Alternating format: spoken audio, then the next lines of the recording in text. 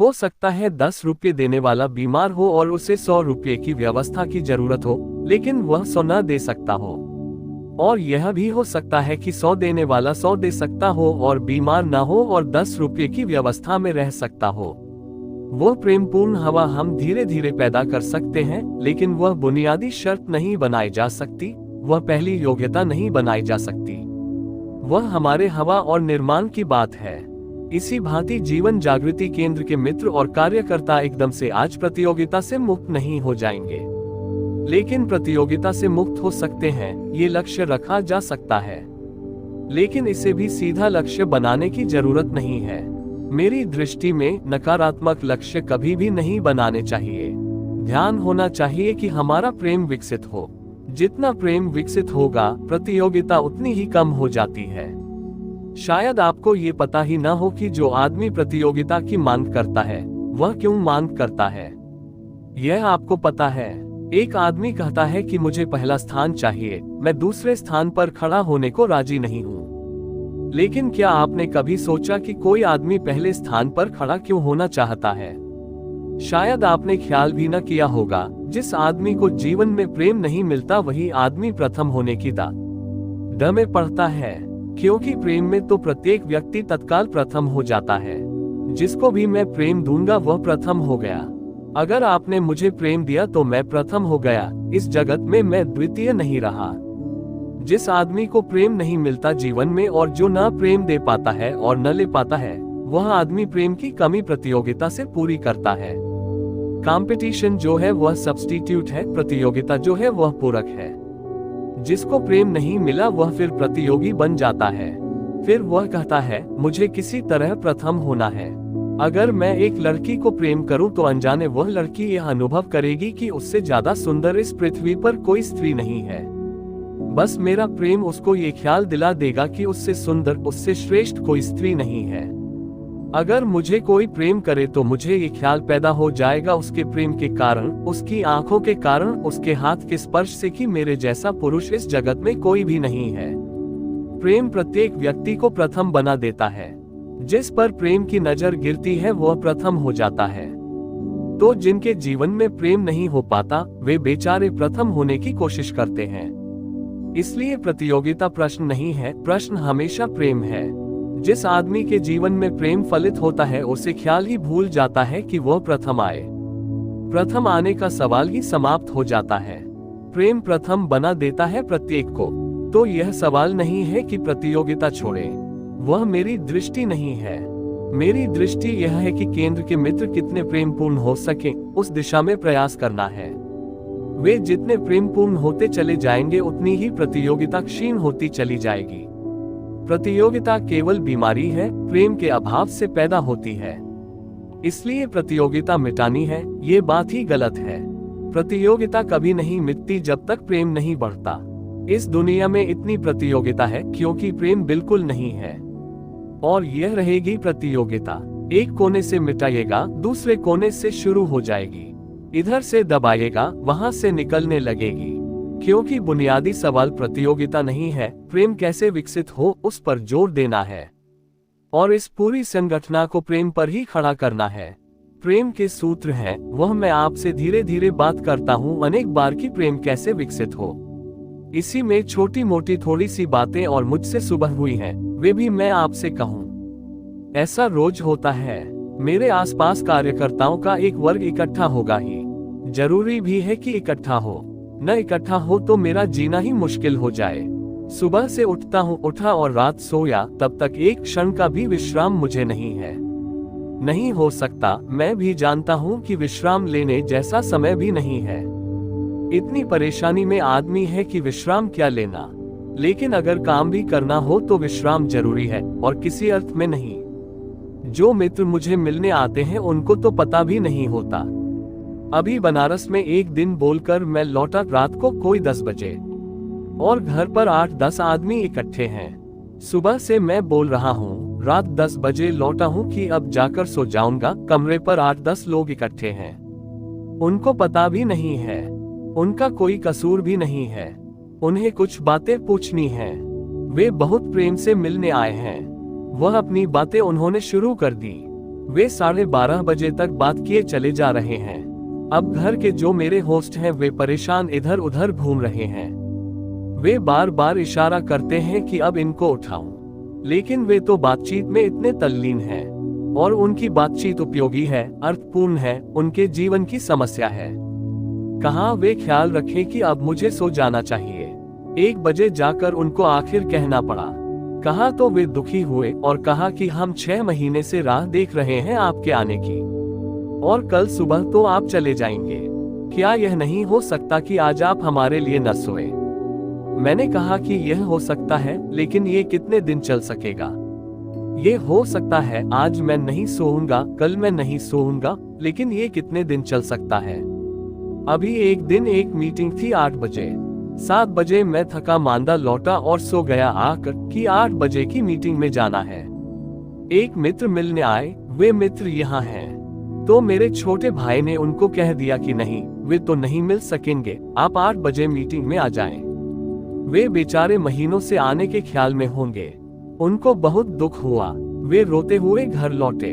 मुझे कल ही पता चला उनकी तरफ से कोई भी कसूर नहीं है, उनको कुछ भी पता नहीं। वे इतने प्रेम से 6 महीने में साहस जुटाकर मिलने आए। न मालूम कितना भाव लेकर आए होंगे, न मालूम क्या कहने आए होंगे, और किसी ने कह दिया कि नहीं, अभी नहीं मिल सकते।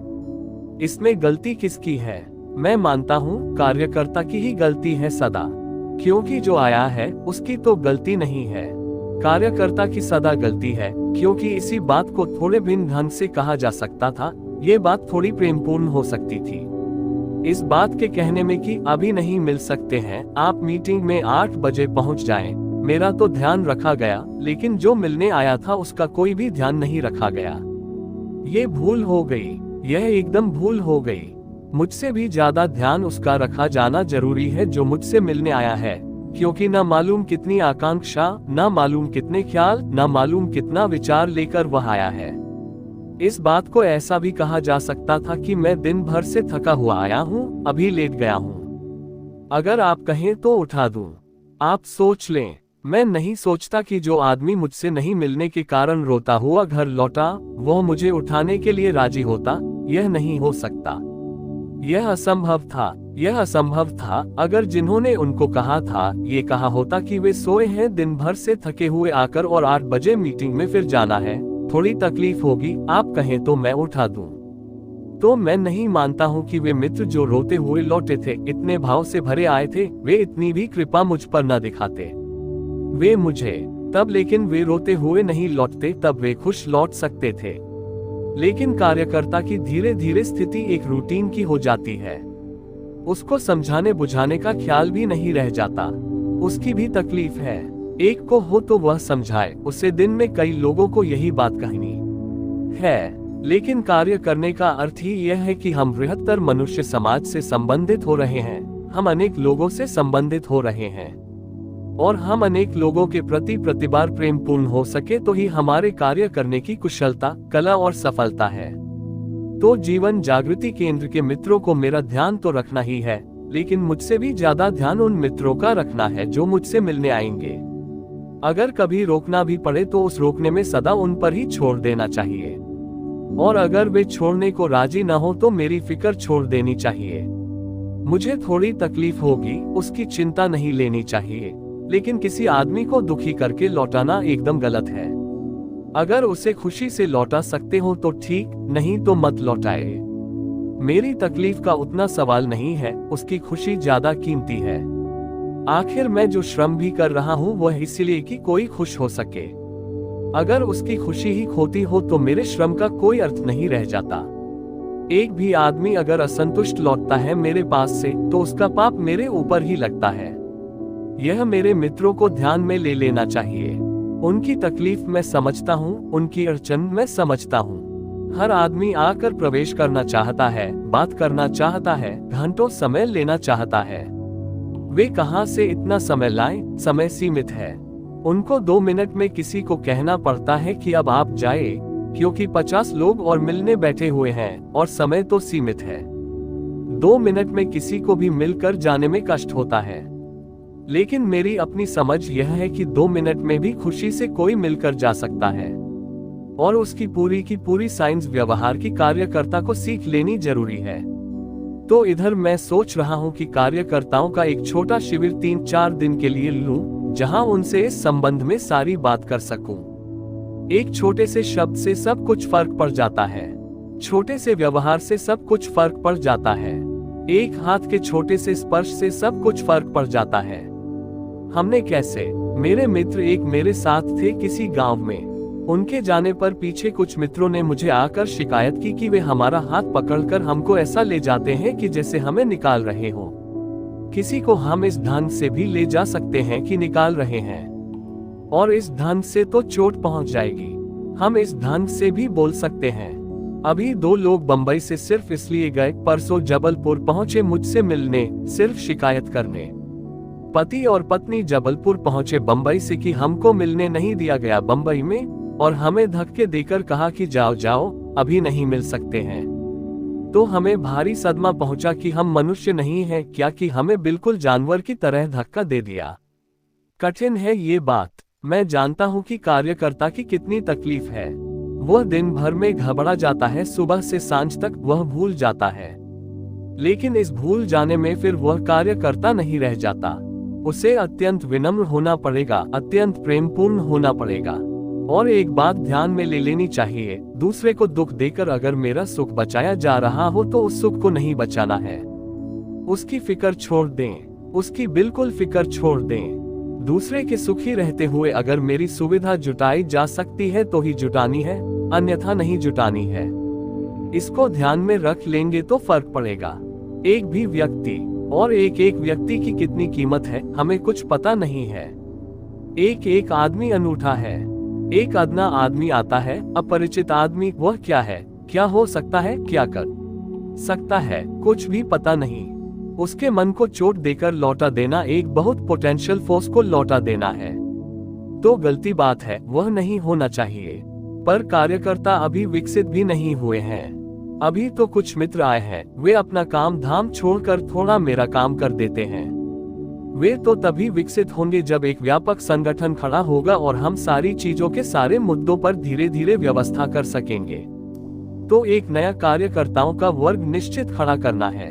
3 बातें अंत में। एक तो मैं यूथ फोर्स का संगठन चाहता हूँ, एक युवक क्रांति दल चाहता हूँ, पूरे मुल्क में युक्रांत के नाम से एक संगठन चाहता हूँ युवकों का, जो एक सैन्य ढंग का संगठन हो, जो युवक रोज मिलते हो, युवक और युवतियां दोनों उसमें सम्मिलित हैं, खेलते हो।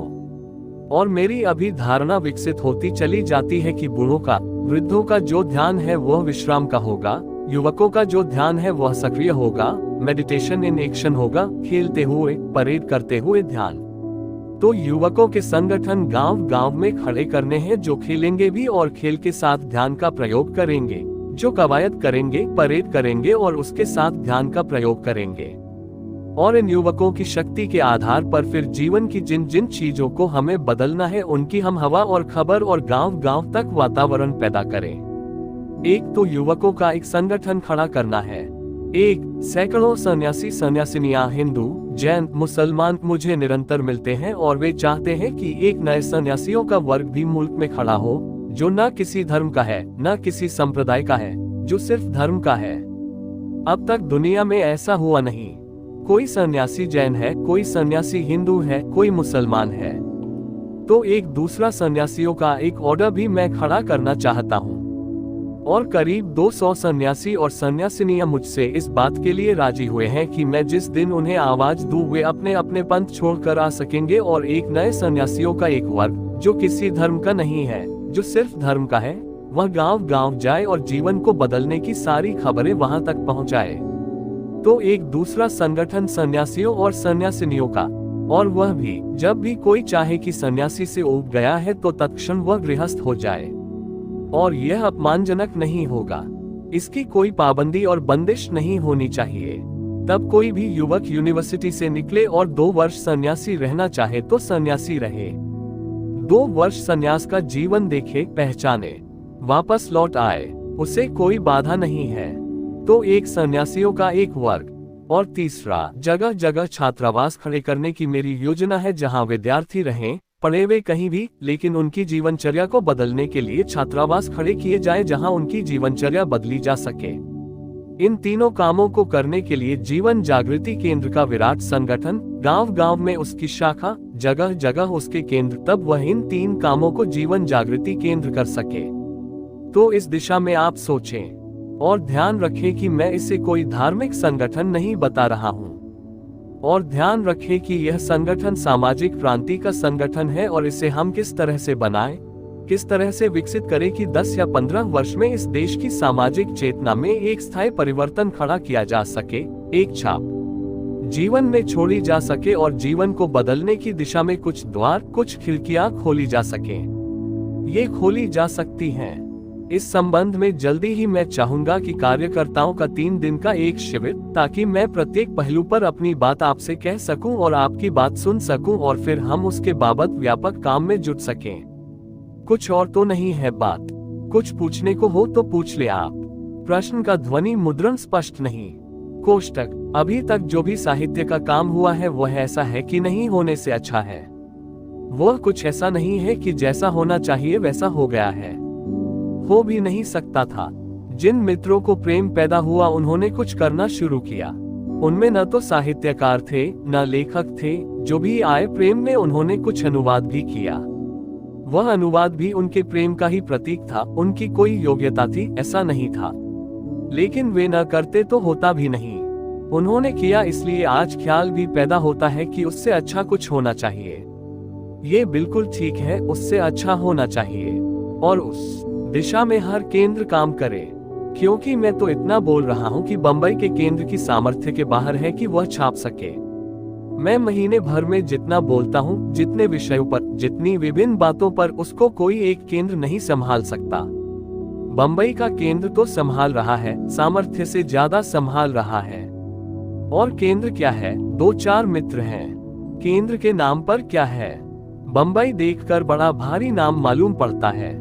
2-4 मित्र हैं, वे संभाल रहे हैं और इसलिए वे जो भी कर रहे हैं उनकी गलतियों की मैं बात ही नहीं करता हूँ, क्योंकि वे इतना कर रहे हैं और इतनी मुश्किल में कर रहे हैं कि उनकी गलतियों की बात करना अन्याय हो जाता। वह मैं बात ही नहीं करता, क्योंकि 1-2 मित्र खींच रहे हैं सारा समय लगाकर, सारी शक्ति लगाकर। ये बिल्कुल ही ठीक है। गलतियां अनुवाद में बहुत हैं। फिक्र करें, जगह जगह हर केंद्र पर फिक्र करें। जहां से भी प्रकाशन की व्यवस्था जुटा सके वहां प्रकाशन करें। गुजरात में गुजराती का प्रकाशन हो, यह अच्छा है। महाराष्ट्र में मराठी का हो, यह अच्छा है। हिंदी का प्रकाशन हिंदी के क्षेत्र से हो तो ज्यादा अच्छा होगा। इसमें कोई बाधा नहीं है। जो भी मित्र अपनी तरफ से निजी भी कुछ व्यक्तिगत करना चाहे वह भी करे। अभी तो मेरा ख्याल यह है कि 5 वर्ष जिससे जो बन सके वह करे। 5 साल के बाद हम हिसाब लगाएंगे कि क्या ठीक हुआ, क्या गलत हुआ। उसके बाद फिर कैसे ठीक हो उसका विचार करेंगे। अभी तो जिससे जो बने वह करता चला जाए। अभी तो मैं यह मानता हूँ कि जो गलत कर रहा है वह भी ठीक कर रहा है, कर तो रहा है, और उसके करने से कम 4 लोगों को ख्याल पैदा होगा कि यह गलत हुआ तो कुछ ठीक किया जा सकता है। इसलिए मैं रोकता ही नहीं किसी को। जो मुझसे कहता है कि यह करना है, मैं कहता हूँ करो, ये भी जानते हुए कि यह बेचारा क्या अनुवाद करेगा। एक मित्र ने अंग्रेजी में अनुवाद किया, उनका अनुवाद ठीक नहीं हो सकता था। मुझसे दूसरे लोगों ने भी कहा कि यह अनुवाद तो ठीक नहीं है। मैंने कहा, लेकिन कोई ठीक करने वाला कहता नहीं मुझसे कि करूं। ये कहते हैं, इसलिए इनको करने देता हूं। जब कोई ठीक करने वाला आकर मुझसे कहेगा कि करेंगे तो उनको कहूंगा। अभी तो जो आया है उसको मैं करने देता हूं। इस बेचारे की हिम्मत तो देखो कि वह ज्यादा अंग्रेजी नहीं जानता, फिर भी अनुवाद कर रहा है। उसने अनुवाद किया, अनुवाद छप गया तो बहुत से लोगों ने कहा कि बड़ा गलत अनुवाद है। मैंने उनको पूछा कि सही तुम करो, फिर उन्होंने नहीं किया कुछ। वह अभी तक एक ने भी नहीं किया सही अनुवाद। हमारी कठिनाई जो है वह ये है कि हो जाए कुछ काम। एक मुझे ख्याल आता है, एक पेंटर था फ्रांस में। उसने एक चित्र बनाया और उसने एक चौरस्ते पर अपनी पेंटिंग लगा दी और गांव भर के लोगों से सलाह ली कि इसमें क्या क्या गलतियां हैं। किताब रख दी, उसमें सारे लोग लिख गए आकर कि इसमें ये गलती है, इसमें ये गलती है, इसमें ये गलती है। सारी किताब भर गई। उसकी समझ के बाहर हो गया कि इतनी गलतियां एक पेंटिंग में करना भी बड़ी मुश्किल बात है। एक पेंटिंग छोटी सी, उसमें इतनी गलतियां करनी एक बड़ी प्रतिभा की जरूरत है, तब हो सकती है। उसने अपने गुरु से कहा। गुरु ने कहा, अब तू एक काम कर, इस पेंटिंग को टांग दे और नीचे लिख दे कि इसमें जहां गलती हो उसको सुधार दिया जाए। उसको कोई सुधारने नहीं आया। उस गांव में एक आदमी ने भी ब्रश उठाकर उसकी पेंटिंग में कोई सुधार नहीं किया। हमारा जो माइंड है, हमारा जो काम करने का ढंग है, वह हमेशा गलत क्या है वह हमें दिखाई पड़ जाता है, लेकिन ठीक क्या करना है वह हमारे ख्याल में नहीं आता। तो वह तो मैं कहता हूँ बच्चू भाई, यह अच्छा है, आप वहाँ बड़ौदा में कुछ करें, कुछ अहमदाबाद में मित्र करें, जो आपको ठीक लगे वह करें। और मेरी तो वृत्ति यह है कि जो भी आप करेंगे मैं कहूँगा अच्छा है, क्योंकि अभी मेरा मानना यह है कि कुछ हो फिर पीछे सब हिसाब किताब लगा लेंगे कि क्या ठीक हुआ और क्या गलत हुआ। एक दफा हो तो हर केंद्र पर जो भी काम बन सके वो शुरू करें। और बंबई कोई अभी केंद्र नहीं है। बंबई क्या केंद्र है अभी? 2-4 मित्र हैं, लेकिन सारे मुल्क में ऐसा ख्याल पैदा हो गया है कि बंबई कोई केंद्र है, उसके पास कोई धन है। न कोई धन है, न कोई पैसा है। वे निरंतर उधारी में और निरंतर परेशानी में हैं। कमाए वमाए का सवाल नहीं है, वे हर बार गंवाते हैं। मेरे साथ दोस्ती गंवाने की हो सकती है, कमाने की हो भी नहीं सकती। तो मुझे भी बड़ी परेशानी होती है। और वे भी बेचारे, उनका धीरज देखकर भी मैं हैरान होता हूँ कि जब वे ये बातें सुन लेते हैं कि कमा रहे हैं, फला कर रहे हैं, तो मुझे भी हैरानी होती है। वह कमाने वमाने का कहाँ सवाल है। अभी बंबई में उन्होंने कुर्सियां रखी तो लोगों से कहा था कि 4-4 आने डाल जाओ। वह 4-4 आने भी लोग पूरे नहीं डाल गए। वह कुर्सियां भी उनको पैसे खुद ही चुकाने पड़े।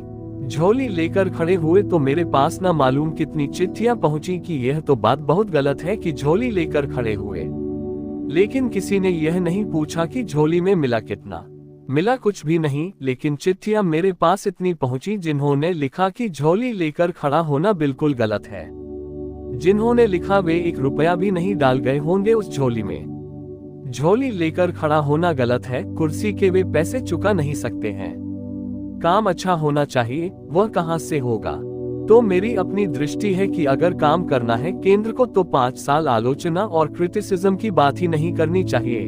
काम करो, 5 साल बाद फिर इकट्ठा हिसाब लगाएंगे कि क्या क्या गलती हुई है, उसको ठीक कर लेंगे। एक दफा काम। और मेरी अपनी समझ यह है कि काम खुद गलतियां सुधारता चला जाता है। जैसे जैसे काम आगे बढ़ता है, ज्यादा होशियार लोग आएंगे, ज्यादा समझदार लोग आएंगे, वे काम को ठीक करते चले जाएंगे। एक बार काम जरूरी है और हर केंद्र करे। बंबई के केंद्र का कोई ठेका नहीं है, वे जितना कर रहे हैं। मैं तो चाहता हूं कि दूसरे केंद्र करने लगे तो उनका भार थोड़ा कम हो जाए। तो वह तो आप संभाल लें, बनाए जगह जगह केंद्र और जगह जगह काम को अपने हाथ में ले ले और बांटे काम को, तो ही काम हो सकता है। प्रश्न केंद्र के बारे में आप कुछ बताएं। बंबई के केंद्र ने कुछ नियम बनाए हुए हैं, वह तो उनका विधान है, वह आपको मिल जाएगा। लेकिन आप अपने गांव का जो केंद्र बनाएं, आप अपने नियम बना सकते हैं। मेरी दृष्टि यह है कि अभी एक एक केंद्र अपने अपने नियम बना ले, अपने हिसाब से काम शुरू कर दे। पीछे जब सब केंद्र काम करने लगेंगे तो उनको इकट्ठा कर लेंगे पीछे बाद में। पहले से एक केंद्र सबके ऊपर थोपे और ऑर्डर दे और काम करवाए, वह गलत है। एक एक यूनिट काम करना शुरू कर दे, आपकी अपनी सुविधा है। अब बंबई केंद्र बनाए तो वह 250 रुपया सदस्य की फी रख ले, तो बंबई में 250 रुपया कुछ भी नहीं है। अब एक छोटे से गांव में 250 रुपया फी रख लो तो एक भी सदस्य नहीं बनेगा। वे 4 आना फी रखते हैं। अब बंबई के कॉन्स्टिट्यूशन से अगर गाडरवारा में कोई बनाने लगे केंद्र तो मुश्किल का मामला है। अभी गाडरवारा में मैं था, उन्होंने केंद्र बनाया तो उन्होंने कहा बंबई के हिसाब से हम बनाएं। मैंने कहा आटा झंझट में पड़ना ही मत। वे 1000 रुपये का पैटर्न रखे हैं, 1000 रुपये का पैटर्न ढूंढने में ही तुम्हारी जिंदगी खत्म हो जाएगी। वह तुम्हें यहाँ मिलेगा ही नहीं। तुम तो अगर 15 रुपये का पैटर्न खोजोगे तो मिल सकता है। तो तुम अपनी फिक्र कर लो अपने गांव का। मेरी अपनी दृष्टि यह है कि पहले सारे मुल्क में छोटे छोटे यूनिट बन जाएं। वे अपना काम शुरू कर दें, अपनी व्यवस्था, अपनी सुविधा, अपनी जगह देखकर। फिर पीछे हम उनको कभी भी इकट्ठा कर ले सकते हैं, उसमें कोई कठिनाई नहीं है। तो जीवन जागृति केंद्र की शाखाएं नहीं है जो जगह जगह बन रही हैं, वे सब जीवन जागृति केंद्र हैं। वे ब्रांचेज नहीं है उसकी, वे सब इंडिपेंडेंट यूनिट हैं और उनके ऊपर कोई मालिक नहीं है ऊपर से आज्ञा देने को उनको। मैं मानता भी नहीं कि इस तरह की बात होनी चाहिए कि कोई ऊपर से आज्ञा दे कि ऐसा करो वैसा करो। फिर वे पद खड़े होते हैं, फिर सारा चक्कर शुरू होता है। एक एक यूनिट स्वतंत्र है, वो अपना बना ले, अपना काम शुरू करे। बंबई का यूनिट बहुत दिन से काम कर रहा है, उससे कोई सलाह मांगनी है, सलाह मांग ले, मार्ग निर्देश चाहिए, मार्ग निर्देश ले ले, लेकिन अपना काम शुरू करे अपने ढंग से। पीछे जब मुल्क में 200 यूनिट काम करने लगे तब हम इकट्ठे होकर उनको इकट्ठा कर लेंगे। उसमें कितनी देर लगती है, उसमें कोई कठिनाई नहीं है। अभी किसी की तरफ मत देखें, अपना आप काम शुरू करें। उनके पास जो कॉन्स्टिट्यूशन है वह आप ले लें और देख लें, उससे कुछ फायदा मिलता हो तो उसको समझ लें।